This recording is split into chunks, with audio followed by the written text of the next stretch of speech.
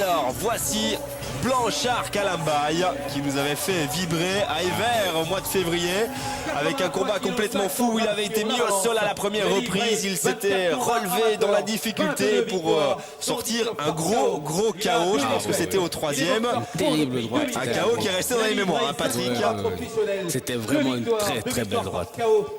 Et il avait évidemment sauvé le combat de cette manière. Blanchard Kalambay. Là aussi, hein, c'est une famille de boxe, hein, les Kalambay. Ah oui, il y a eu quelques bons boxeurs. Hein. Kalambay. On a eu Ferdinand Kalambay ici qui boxait à Villevoorde. Et puis on a Sumbu Kalambay. Ouais, qui a été champion d'Europe, même champion du monde, champion je crois. du monde, je pense. Et en Italie aussi, il y avait encore un Kalambay. Non, c'est un nom bien porté. Un nom porteur en boxe. Oui. Et il espère évidemment faire aussi bien. Blanchard Kalambay opposé aujourd'hui au Slovaque Lubo Antak. Slovaque que l'on avait eu face à Dries Kumpen il y a quelques semaines où il avait tenu la distance sur les 6 reprises. C'est un beau gabarit, hein. Blanchard Kalambay. Son objectif c'est de descendre jusqu'au poids mi-lourd. Là il en est plus très loin, hein. Il est un petit peu au-dessus des 80 kg encore.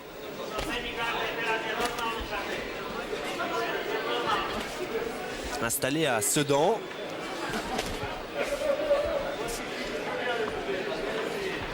Mais son surnom indique quand même qu'il vit souvent à Bruxelles. Hein. C'est le prince du Matongué. Ah oui.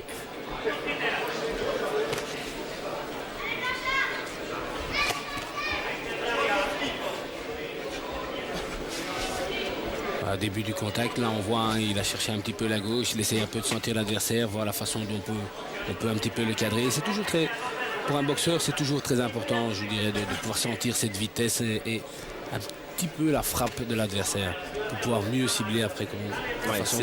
Donc les premiers échanges, on peut dire qu'on teste un petit peu les réactions en fait de l'adversaire. Oui, parce que justement, on ne pourra pas être pris à froid, parce que c'était essayé aussi par exemple de... Il y a des follants, ce qu'on appelle les follants. Au départ, ils vous donnent 3-4 petits coups comme ça, lentement. Et puis une fois, ils accélèrent et ils vous donnent une série rapide de 5-6 coups. Si vous êtes surpris, bien pris à froid, bien, ouais, ça peut coûter cher. Hein. Il faut toujours faire attention. Voilà. Là, de nouveau, on voit encore un boxeur assez fermé, hermétique, qui se méfie. Donc là, le travail pour Kalambay, ça serait de venir le chercher vraiment derrière les coudes, voilà, bien en uppercut, lui faire mal. Alors il va resserrer les coudes et il va ouvrir au-dessus et à ce moment-là on vient chercher au-dessus. C'est toujours cette même forme de travail qu'il faut apprendre à faire et c'est ce qui paye en professionnel. Surtout sur les longues distances. Là c'est encore des petites distances. Ouais, un combat qui est prévu en 4 rounds. Donc il faut partir quand même relativement vite, il faut marquer des points d'entrée. On n'a pas le temps de s'observer vraiment. Il faut évidemment trouver les bonnes sensations, mais aussi travailler et marquer des points directement. Et là, on demande un petit peu plus de combativité du côté du Slovaque Antak, qui pour le moment se protège, mais n'a pas encore vraiment tenté sa chance. Il a peut-être déjà un petit peu senti qu'en face, il y avait un peu de puissance. Et alors, il reste bien fermé, Mais en restant comme cela, il va se faire bombarder. Hein. Oui, c'est là que pour finir, de toute façon, il va être submergé de coups. Et à un moment donné, garde ou pas garde, les coups font mal. Hein. On peut quand même voir la circonférence des biceps de Sumbu Kalambay. Ça veut rien dire en boxe, mais quand même, on a la sensation qu'il y a de la puissance. Ah non, physiquement, on peut dire qu'il est bien taillé. Il en est à son 6e combat pro, Kalambay. On peut dire qu'il est encore en plein apprentissage chez les professionnels. Mais on sent quand même des qualités naturelles, de la souplesse et de la physique aussi, du physique aussi. On le voit, hein, il essaie de se positionner. Je pense qu'il doit avoir un petit peu difficile encore à trouver ses marques parce que comme il est quand même relativement frappeur, il a envie de tout donner et de l'autre côté il doit en même temps tout apprendre. Donc il est à l'entre-deux de tout et c'est toujours difficile quand on apprend.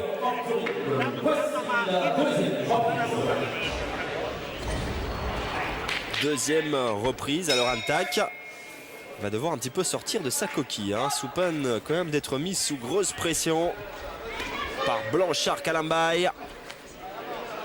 Il va devoir faire son travail, sinon il va perdre son combat simplement en restant caché derrière les gants, ce qui n'est pas gai pour les boxeurs. On vient quand même pour gagner les combats. Mais bon, quand vous avez en face de vous un garçon qui frappe, qui fait mal, On peut comprendre aisément qu'on a tendance à bien rester On se protégé. méfie évidemment. Là, il a quand même sorti un petit gauche-droite, Luboantak.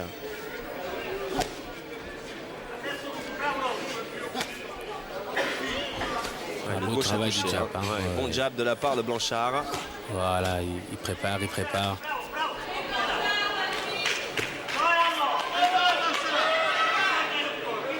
Voilà, toujours des jabs. Le bon jab, c'est une bonne préparation pour venir, bien sûr, mettre les enchaînements, que ce soit droite ou crochet. C'est le jab qui prépare tout. On peut quand même dire qu'il a des beaux mouvements hein, sur un ring, Blanchard Kalambaye.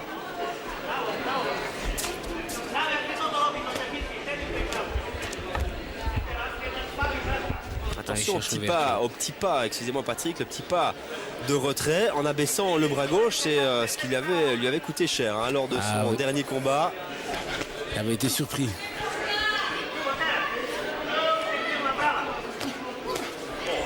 Il commence à aller chercher entre les gants. Il a senti qu'il y avait un petit peu plus d'espace par là.